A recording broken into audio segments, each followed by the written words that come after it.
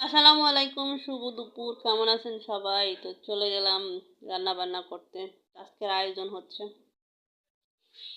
সাদা শীতে কই মাছ দিয়ে মূলা রান্না হচ্ছে। তো আপনারা সবাই কেমন আছেন জানাবেন।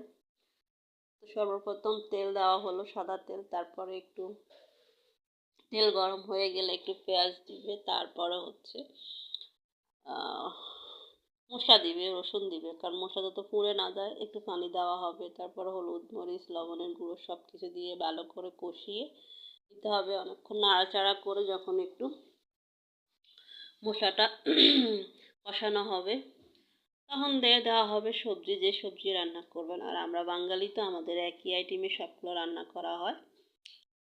তারপরে হচ্ছে অনেকক্ষণ ভালো করে নেড়ে ছেড়ে নিচ্ছে মশলাটা, যাতে মশলার গায়ের গন্ধটা উঠে যায়। দেখেন, আর মাটির চুলায় রান্না তো কী বলবো। তারপরে হচ্ছে যে সবজিটা দেওয়া হয়েছে মূলো, আর কি সুন্দর কালারটা, খুব সুন্দর আসছে মূলোর। দেখেন খুব সুন্দর হচ্ছে, একদম মশলার সাথে মাখা মাখা হয়ে মিশে গেছে। আর মায়ের হাতের রান্না কি বলবো, আর তুলনায় নাই। দেখেন খুব সুন্দরভাবে মিশে গেছে। তারপর দেওয়া হয়েছে মাছ, কই মাছ। কই মাছ দিয়ে একদম মাছে আর সবজি একসাথে মিলে গেছে। এ হলো রান্নার শেষ লুক। তারপরে হচ্ছে এখন খাওয়ার জন্য তুলে নেওয়া হয়েছে বাটিতে।